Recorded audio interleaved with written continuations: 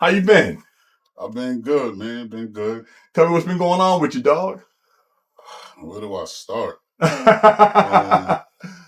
I could start saying that, we got a lot of music about to come out. We've been working with Buddha Monk on the Zoo Bullies album. Also, I'm about to be on like my first official Wu Tang. feature Exactly. with Maya Lansky from Wu Syndicate, Crime Life from Theodore Unit, and supposed to be Capadonna on there in some way, shape, or form. Okay. Okay. Produced by Pete Spray. Shout out to him. Okay. So let's trace this back, bro. You know, I always like to start out with your beginnings. Tell us where you're from. Originally from Brooklyn, New York. Okay. What was it like growing up in Brooklyn? Good and bad, but it was a great experience. But it was a lot of fun. But then there was a lot of not so fun things. But for the most part, you know what I'm saying? That's where I was born and raised. That's where my heart is. Right. How long were you there for? What age did you move up state? I came up here in like 08. 08. So before that, let's just call it like it is. You were a knucklehead in the city. You were doing city type shit. You can say that. No, I'm not gonna say that. You're gonna say that. You were doing knucklehead type shit, right? Yes, I was. Running the streets. When running the streets in New York, and how do you come through that? How do you, as a young man, how does that get? Are you in a stable home? Are you with your father and mother, or are you just? It was just me, my mother, and my brother. My father wasn't around much, you know what I'm saying? So everything was just left on my mom's. Okay. And me and my brother, so we just was running the streets, you know what I'm saying? It wasn't a lot of money coming in. Right. But being a single mom and, me and my brother just took to the streets to get the things that we needed that, my mother couldn't afford at the time. Okay. And that's, so you're in the streets out of necessity. I mean, yes. The money's not there, so you're in the streets because of necessity. Yes. Okay. And how does that wear on a teenager? What does that do to a teenager? How does that, mold you? Because you certainly flipped the script. It changes you, and I started realizing like I stopped caring about a lot of stuff. Mm-hmm. And when you stop caring about a lot of stuff, like there's something deep going on with you. Yeah. Like I didn't care about nothing. I felt like my father wasn't around. He didn't care about me. My mother's struggling. She's doing the best she can. So I just became mad at the world. Right. And that was just my way of getting back. So when you become mad at the world, I kind of know how that works out. Is you start rebelling against the world. You start looking towards mentors who really probably shouldn't be mentors, looking up to people that you really shouldn't be looking up to. Yeah, that definitely happened.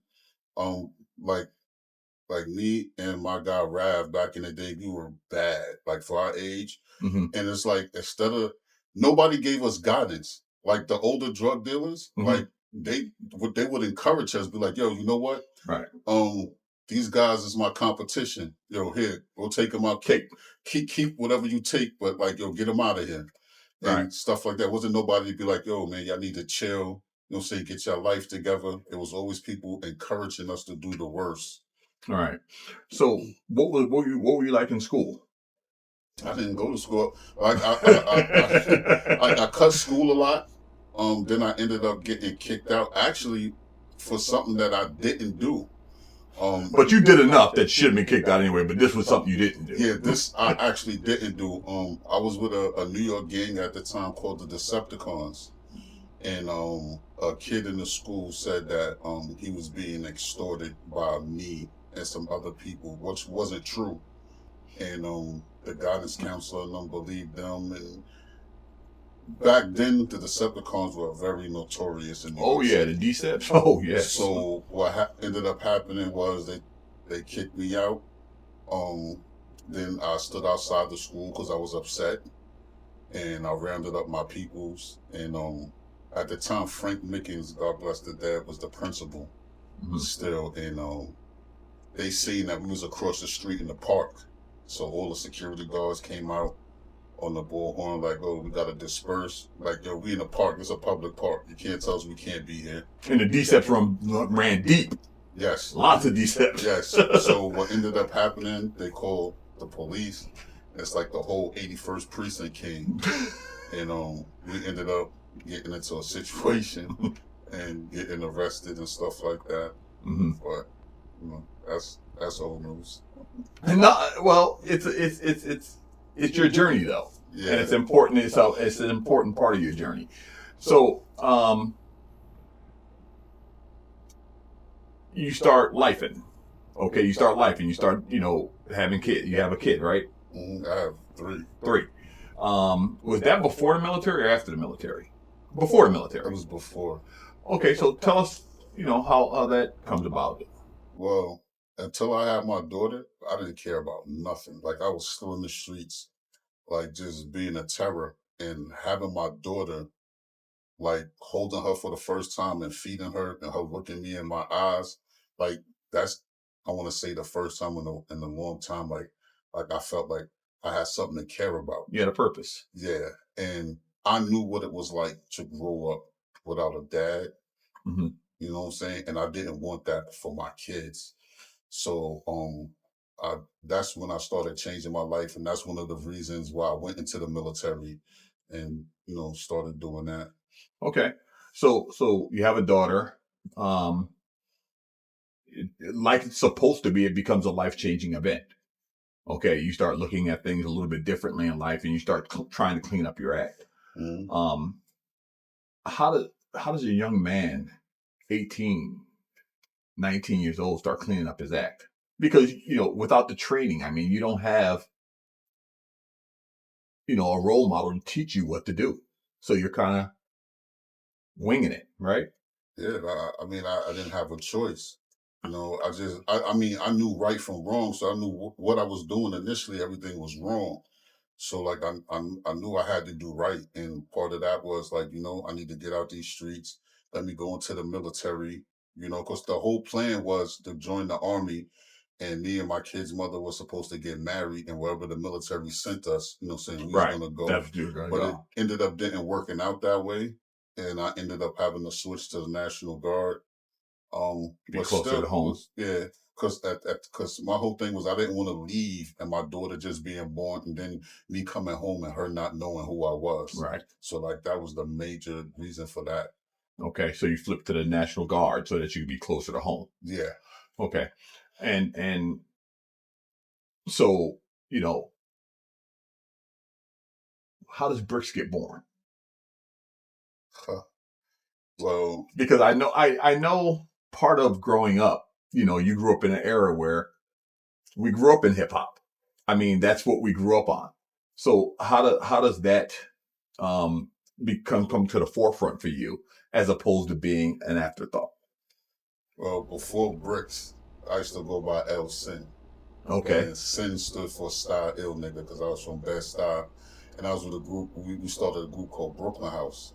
Okay. You know what I'm saying? But after a while, like people, life started happening. People started going to jail or moving away, and just other things just was going on. So, like, after a while, that kind of like died down, and I had stopped doing music for a while until I came up here, and I ran into my guy Lace. Okay. So he just passed away not too long ago in a motorcycle accident. But he's the one that really got me back into doing the music and feeling good about it. Okay. So the whole time you're in the National Guard, even a little while after that, music's not a part of you anymore. No. You dropped it. Yeah, I just wasn't feeling it at the time. Okay. And around 2008, when you come back up here, is when it gets resurrected. Yes. Okay. So tell me how that resurrection happens, though. How do you go from virtually doing nothing to going back into your element? All right. So when I came up here, Lace was with the people that I knew know what I'm saying? Because my guy Prince is the one that got me to come up here. Okay. Because I was gonna get in trouble if I stayed in Brooklyn at this point because of some other things that was going on. But so I came up here and I'm being around Lace. Now Lace is very talented. You know what I'm saying? He sings, raps, plays instruments. He could, mix and master your music and stuff like that. So being around him, you know what I'm saying, and somebody that was always active with it made me want to start getting back into it. So then we started doing music together and stuff like that. And then from there, it just increased. Okay. Hold on, that's thought for a minute. Just jingle that knob. Bring it in. Push the button on the inside of the door. Nope. Go run your hand down the outside of the door. Open the door. Okay, sorry. Now you see that button right there? Look down. No. Right there. Right there on the side. Right there. Yeah, push it. Now push it. Yep. Oh. Sorry. That's all right. So, you resurrected and you start getting back into your music. And when do you release your first single? Well, I want to say it was years after working with Lace. Were you doing parties and stuff like that? And no, we wasn't really doing parties. Like we was just making tracks. We shot a couple of videos and stuff like that, but we didn't put nothing out. Okay, so it was nothing official. Yeah, it was nothing official. It wasn't until afterwards. And I want to say my first official song that I probably put out was Ride For Me when I met De La. Okay. Okay. I tried to sing the hook myself and was like, realized you weren't a singer? Yeah, because I did something with De La previous to that. We didn't put it out because it was an industry beat called Can I Take You Home? Okay. So ever since we did that, everybody was like, yo, y'all sound good together. Like, y'all got a good vibe together. Okay. So I had wrote Ride For Me, and I attempted to sing the hook, thought in my head, it sounded different than what it actually did. And I was like, nah, I can't do that. It always does. And when I sent it to De La, and it was like, I didn't even tell him like the tone or the melody. It's like he just knew. Every time I write something and I give it to De La, it's like he already knows exactly how I want it to be done. Like you guys are in lockstep. Right? Yeah, so it's like I don't even have to tell him. So when we did that, that took off from there. Okay, so that's your first single, and a little while after that, No Face and Trey Bar. Yeah. Well, No Face I've known since Brooklyn. I've known No Face a long time, since the 90s. Okay. He was part of Brooklyn House with us. He's so he was actually one of the original founder members of Brooklyn House. Yeah. Okay. No Face, yep. Okay. Trey Bar was new. So what happened was, we talked and we was like, yo, like we doing this music thing and we go back, like, yo, let's do it. And that's how we started Disobey. Okay. So the original Disobey was you, No Face, Trey Bar, and De La. Yes. Okay. And you guys put out a couple. Actually, you put out like 3 or 4. Yes. Singles. Yes. What was that working like? That was the best. Like, especially doing something that you love with, the people that you love, like me. Right. Like I said, me and No Face been through a lot. Right. That we've really been in the trenches together since the 90s. So, like, being able to finally, even after all this time, accomplish the things that we accomplished, it was a great feeling. Okay. And when did No Hairs come in? Did No Hairs come into the... Gray Hairs. I call them No Hairs. What the fuck am I thinking? That's my boy. When did Gray Hairs come? Did Gray Hairs came in to Disobey, correct? Yes. So Gray Hairs was my barber. And I remember going to him and getting haircuts, be like, yo, I got a video shoot. I need you to hook me up. He's like, all right, I got you. And like, then one day I was on Facebook and I see he had a video or something. Like, so when I went to the barbershop again, I'm like, yo, you never told me you spit. He was like, yeah. But he said, I didn't want to make it seem like I was on some groupie type shit or whatever. So I was like, yo, so let's do something together, whatever. And he was like, all right, let's do it. And that's what we did Next Up. Next Up. That was the first track. And then after that, I was like, yo, why don't you join the team? you know what I'm saying, like let's do it, because Right. it was just everything just Everything seemed clicking. good. Yeah. Now, it's funny that you say everything's clicking because, I interviewed Doeface and Trey Bar a while ago. I know those guys. I know their sound. Their sound is a lot different from your groove. Hmm. How did you mesh that together? How did you blend that together? All right. So they do more of the conscious hip hop. What's Yes. what's I do as well. Mhm.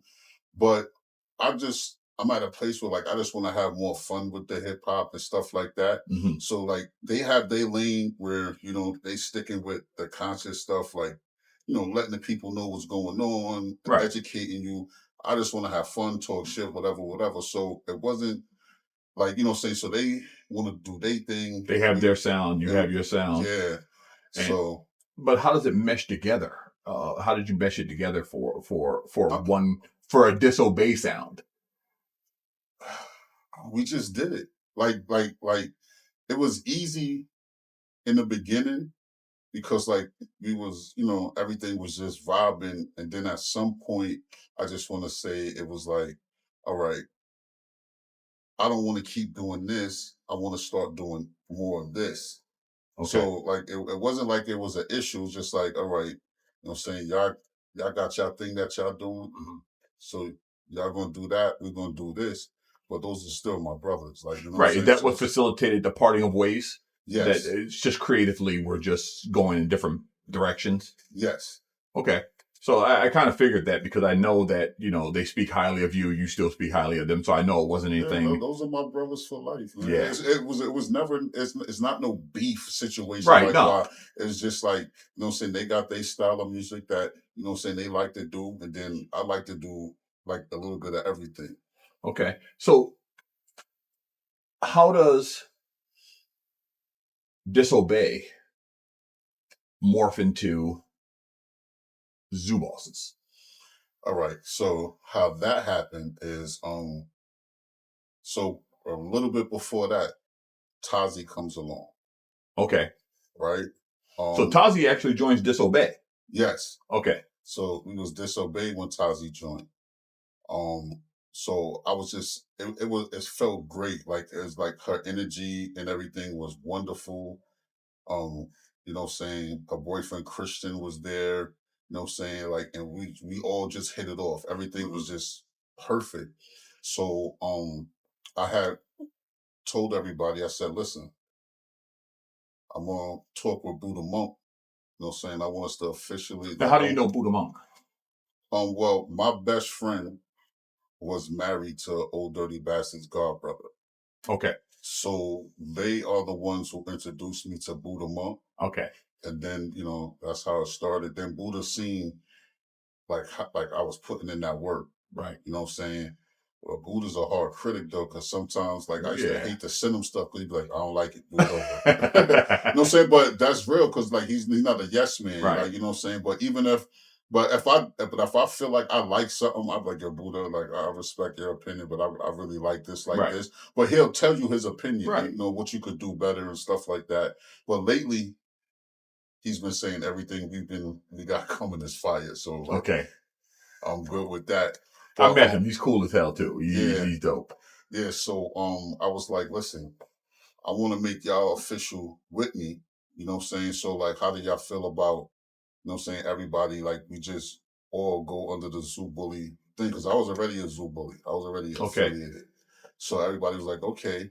So disobey is coming under the zoo umbrella, the Brooklyn Zoo umbrella. Yes. So we Okay. went to Mass to go to Buddha's crib, and we played music, and he listened to every song. And like if he got interrupted by anything else that was going on, he'd be like, yo, play that back.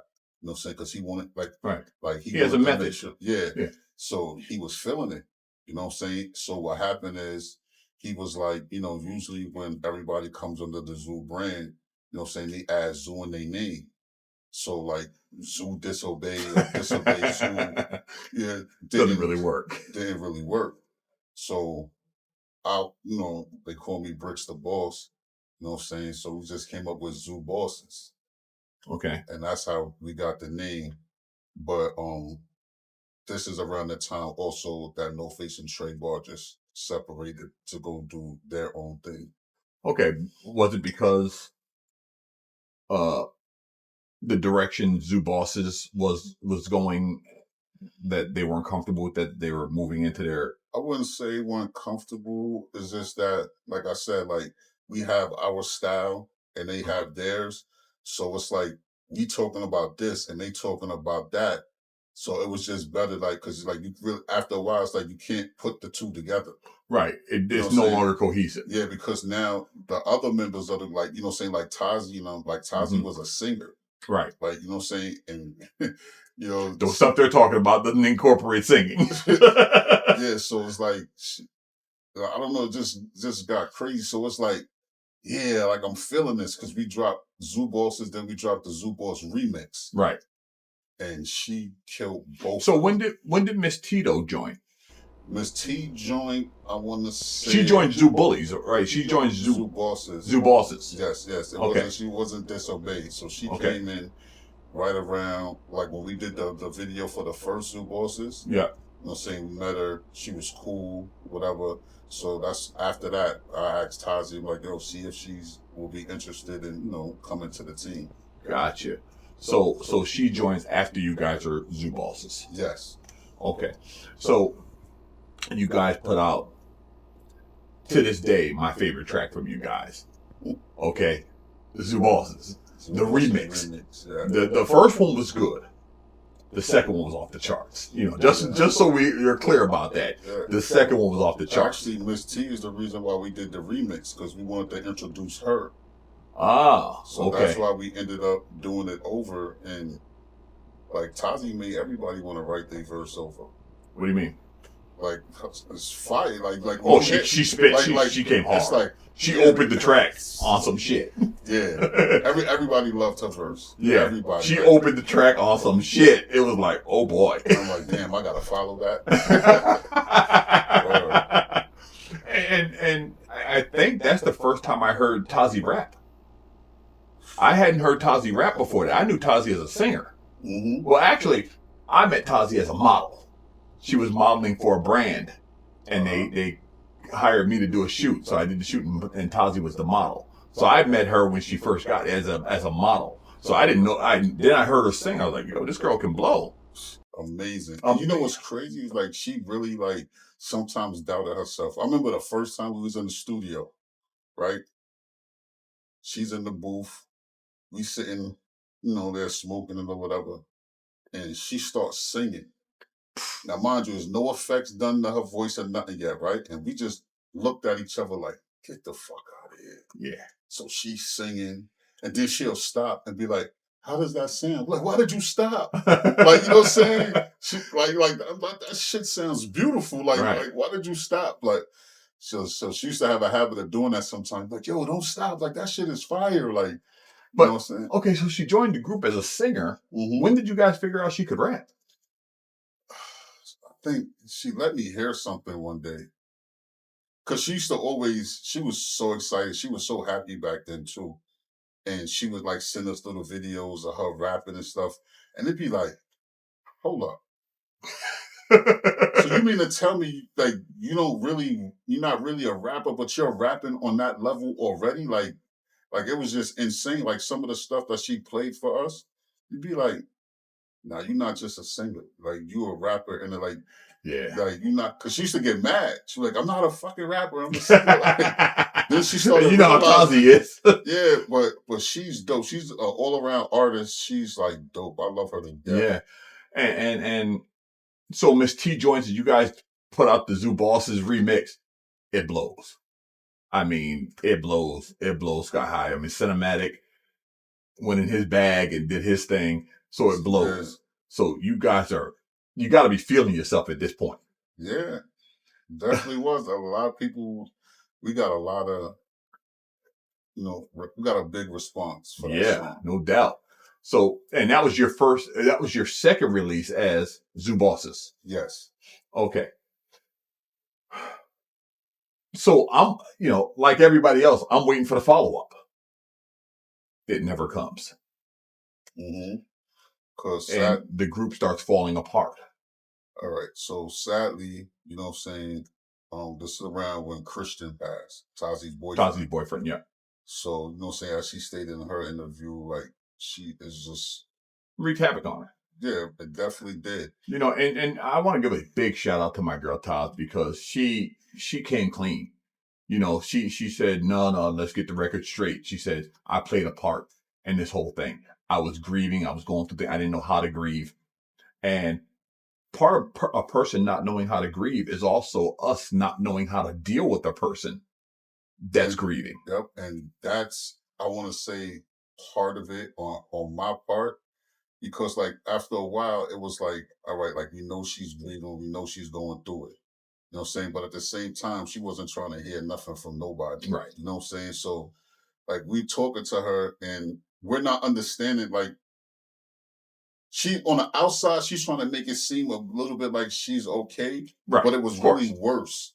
So with us, like constantly trying to get her to do stuff or whatever, maybe in her mind, she was like, I'm fucking grieving it. Y'all asking me this, that, you know what I'm saying? So it was just rough, like, you know what I'm saying? Because we got mad love for Tazi and we just didn't know what to do. Because, like, she would tell us, like, I want you to check me when I'm messing up. But if you check her when she's messing up, you still get cussed out. Yeah. So you know what I'm saying? But, well, you know, I'm not a psychologist and I don't play one on TV, but, Tazi at that time, I know because I was involved with Tazi for a long time, she was exhibiting symptoms of what somebody would call PTSD. mm-hmm. You know, she was just all over the place. She was all over the place, man. And I could imagine her saying, hey, I need you guys to check me if I'm wrong, and then blowing up on you if that happens. You know, I could easily see that happening. But, you know, and you guys not knowing really how to deal with someone grieving, is wait a minute, you're asking us to do this shit now you don't want it. I imagine that would start bringing issues to the group. Yeah. So like, no, it was just a lot going on, but we ended up parting ways. You know what I'm saying? Mm-hmm. But that door is always open to Tazi. Of course, she loves you. She loves you guys, and you know, she told me the story about seeing gray hairs in the mall. And she said she had nothing but a huge hug for him because, you know, nothing happened. It just happened. Yeah, you know, so it's like, I'm happy now that she's in a better place. Yes. And she's doing what she needs to do. I'm proud. I'm always proud of her. To me, like she always get my support. Right. You know what I'm saying? To me, I feel like she's a star. Mm-hmm. She just needs the right person to see her, and it's over. Right. You know what I'm saying? Because she definitely has what it takes. She has that star appeal. Yep. When she's in a good mood, and she's around you, whether you're in a good mood or not, you're gonna end up in a good mood. Yeah. That's how much like good energy she has especially when she's in a great mood. Like you can't be upset around her because she's gonna make you smile. Yeah, she's infectious. Yes. That her personality is infectious. And a short while after that, you guys do some performances without her, and it's like, damn, it hurts because, you know, she let it off. You know, so it hurts, man. I'm seeing the performances, and I'm like, damn, it hurts. And a short while after that, Miss T ends up leaving. Yes. What happened with that? I really can't. I really don't know. I don't know if it's because Tazi left or whatever her real reasoning was or whatever, but it was just like, you know, she gonna do her thing or whatever. And like, we didn't fight it. It was just like, look, that's like, this what works best for everybody.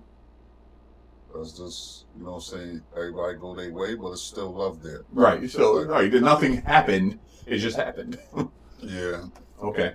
And so you guys are rolling. So you're trying to put this thing back together because it hit such a high, and then it starts crumbling right before your eyes. All the magic is so. How do you, Gray and Dela, start putting this thing back together?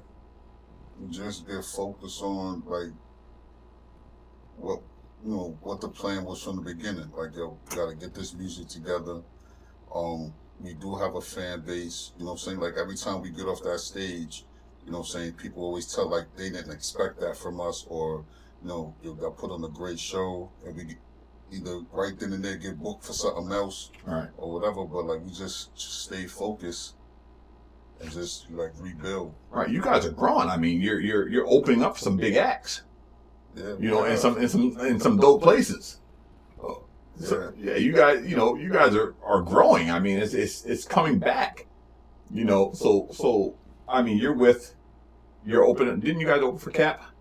Mm-hmm. Yeah, we opened up for Capadonna, Inspector Deck, Master Killer, Slick Rick, Dave East, Nice and Smooth. You know. Yeah, so you guys opened up for some major acts. Yeah. So things are back on track. Yeah. And we got some good things coming up. So, we just gotta wait and see. So, but and that, I started watching. I'm starting to see gray hair's kind of moving away from the group. Okay, is that a misconception on my part? What was going on with that? No. So, what it is everybody gotta remember, me and Daylight was a group first. Right.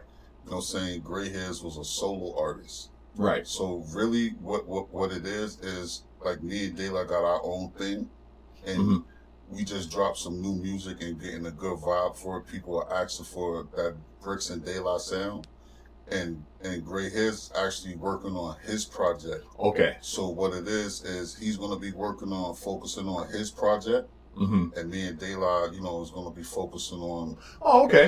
So it's okay, I get it. So it's still Zoo Bosses. It's just he's got a separate. It's still Zoo and all this and that. You know what I'm saying? It's just he's going to work on his projects. You and Daylight work on your stuff, and then you come together. And got it.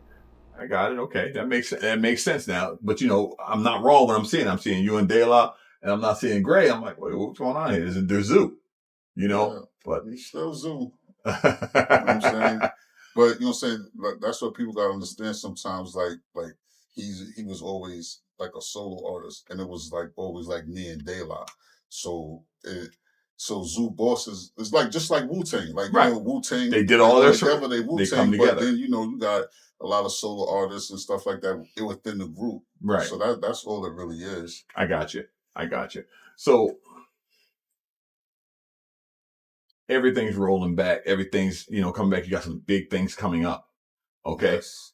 But you're also undertaking a lot of other stuff. I mean, Larry Ellis is doing photo shoots and, you did something with Capadonna, and those guys. You did a photo shoot with those guys. Yeah. How the hell did that start up? I mean, you get the creative director itch and you start putting together shoots. That's because of you. Actually, you know what I'm saying? But, like, my mind is always going. I'm always looking for something else to do. So I started getting interested in the whole modeling and setting up the photo shoots thing. And then I started doing that. And then I was like, you know what? Since, I got these connections, let me see what I can, make happen. So I reached out to Jimmy King, who's the vice president of Wu Tang Management, and was like, yo, matter of fact, it was the day that we opened up for Capadonna, actually. Okay. I was like, yo, we're going to be out there that day. I want to set up a photo shoot. Like, I'll take care of everything. All Cap got to do is just be there. He was like, all right, you know what I'm saying? So before the show, we did the photo shoot. Right. You know what I'm saying? That was great. And then we went to the show, killed it, and rest is history.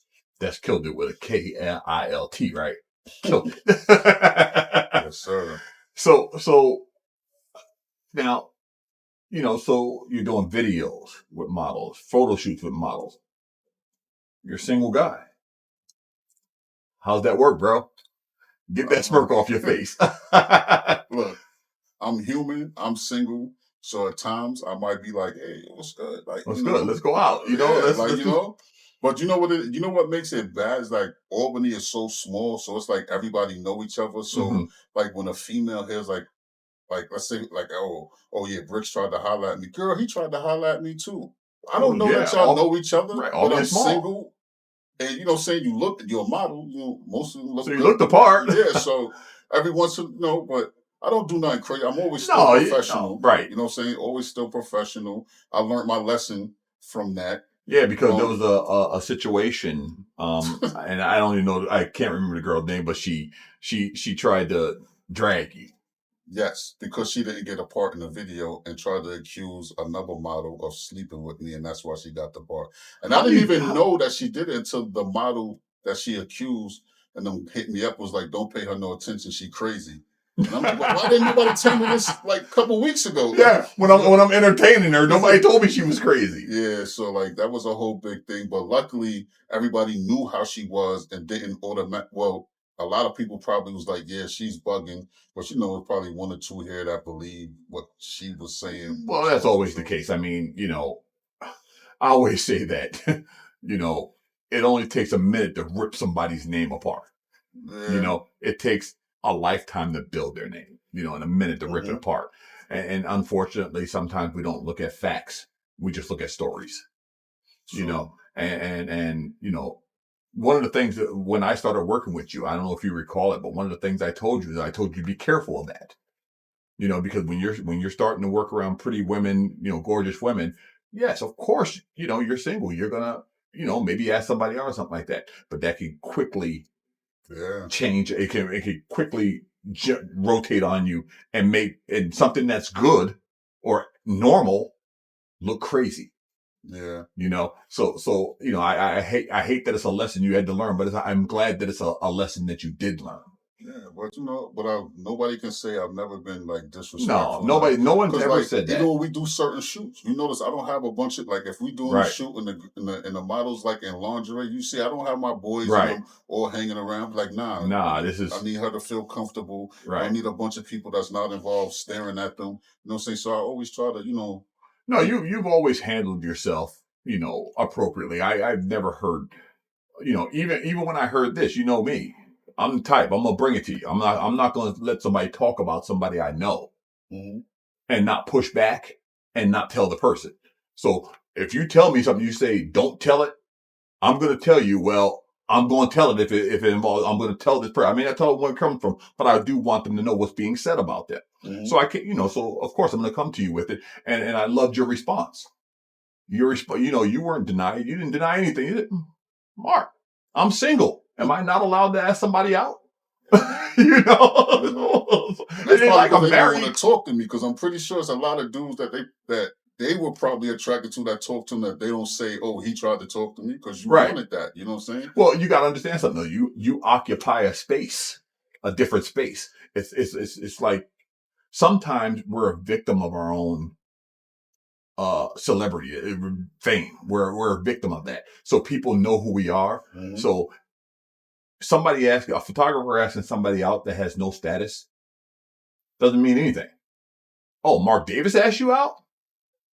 You know what I'm saying? Yeah. He's married. He has a big business. Now you got a story. So Yeah. you have to understand that status can also play a part in why people start talking. So in learning that, I'm glad that we talked about that, and your response was spot on. Your response was spot on, and just so you know, no one's ever said that you were disrespectful. No one ever said that if they said yes or no or whatever, that you got disrespectful. Yeah, like even if you said no, I'll still conduct business as Business usual. is business, right? I'll never take it personal and be like, oh well, you turned me down, so no, you can't be in my video. Well, that's the one thing I will. My criticism of you, and I'm going to let you know, is that I think that you're too inclusive. Okay, and what I mean by too inclusive is that um, I don't think you understand that your brand means everything, and saying yes to everyone is not in the best interest of your brand. Sometimes it's a no. You don't fit the look. You don't fit what we're doing here, and it has to be that way. So I think that that's a lesson that I think as you and I talked, you learned that lesson. No, you Mm-hmm. learned that lesson. You understand that every face doesn't fit your brand. Yes, indeed. Right. Because that one video, man, I got so many calls like, yo, I love the song, but come on, why you got them girls in that video? I'm just like, no. Yeah. But Every brand, every face doesn't fit. And it's not like, let's be clear. Nobody's ugly. Okay. They're not ugly, but they don't fit the theme. They don't fit the brand. Okay. So, you have to be more, and it made no rhyme or reason why this one was here and this one was here. It just didn't mesh. And I was critical of that video. Like I said, it was a dope ass song, and I hope you redo that. Oh yeah, we're reshooting the video. Okay, I hope you are, because that's a dope song, and the video just missed. It just missed, and it missed because I think that you just incorporated too many faces and too many of the wrong faces that didn't mesh up with one another. Absolutely. So I'm glad to hear you're reshooting that. So what's coming up for the summer? So we just shot a video for a song called Sneaky Link. The song is available now on all major platforms, Brixkz Da Boss. Okay. And right now we about to shoot a big video for a song called Definition. Shooting that in August out in New York City. Okay. And any features on that, or is it just you and Dayla? Nah, it's just me and Dayla on this one. Okay. So me and Dayla are working on a project, and I've been working on some solo songs, but they'll be on the same project because it's me and Dayla, regardless. However you want to look at it, I'm stuck with them. Well, you guys did something, I think it was last year, right? With all of Brooklyn Zoo, like a lot of Brooklyn Zoo was in the project, in the video. I saw Buddha. I saw. So we got a couple of songs.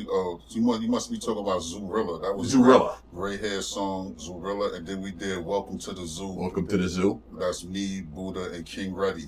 Okay. We shot that in Brooklyn by Old Dirty Bastards mural. Okay. Wall. So are you guys doing more features with one another now? Yeah, you gotta wait for the Zoo Bullies album. It's a lot. So you're dropping a whole album. This ain't the Zoo Bullies album. Like we're on that, and it's like us with different artists. With different artists. You know what I'm saying? And then me and Dayla's working on ours. Gray Hair's working on his. So like it's just a lot of stuff in the cut. Yes, sir. A lot of stuff in the cut. And this is coming later in the fall or later in the summer, or a little bit of both? Yeah, a little bit of both, man.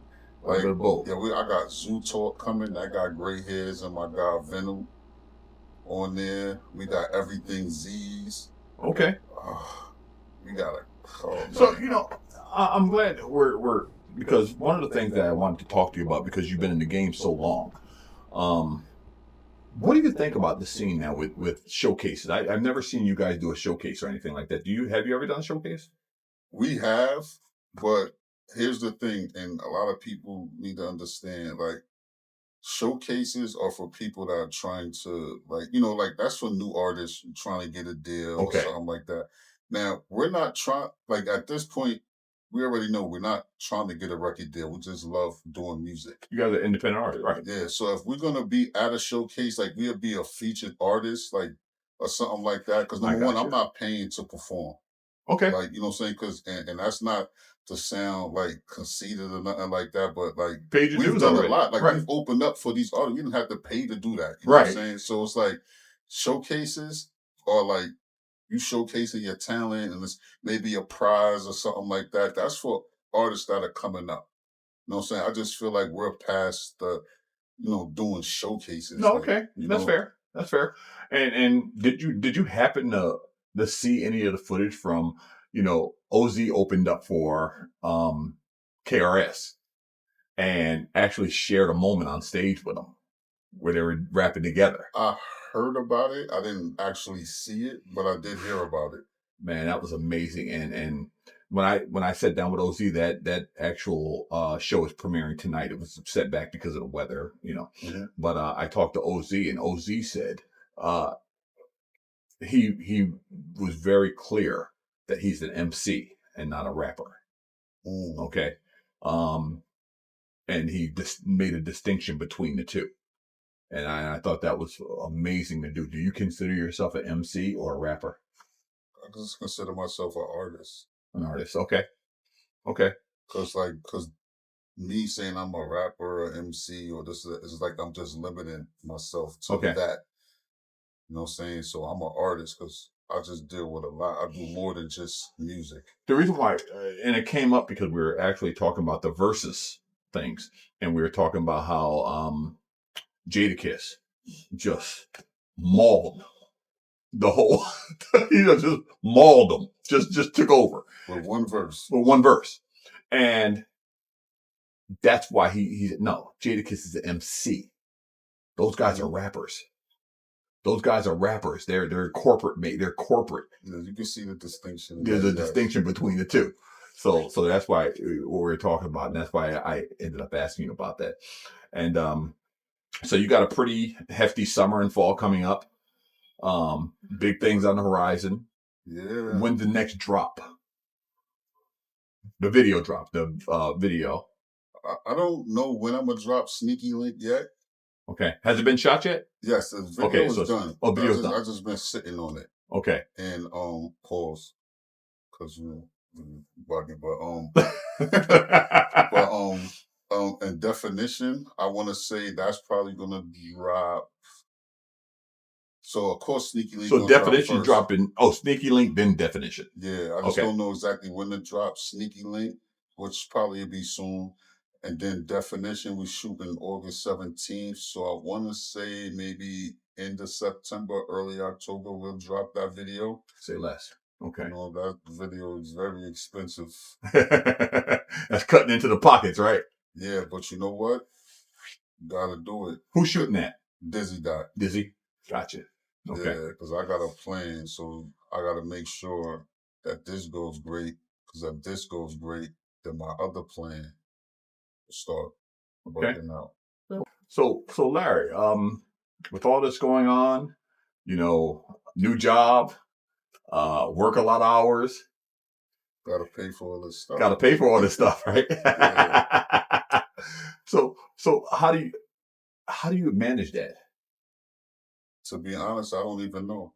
You don't know. Like I have people on my team, like Anna, and them. They'll be like, "Yo, can we get one thing done first before we start doing this?" Because I'm just always over the place. Like I don't know. I don't really sleep that much.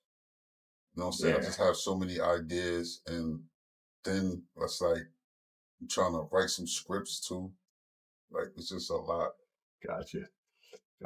Well, Larry, let me tell you, man, thanks for stopping in. I always enjoy, messing around with Larry Ellis because, I'm a bust his balls all the time. I'm coming hard with you. So I appreciate you stopping in, and I look forward to airing this. All right, me too, man.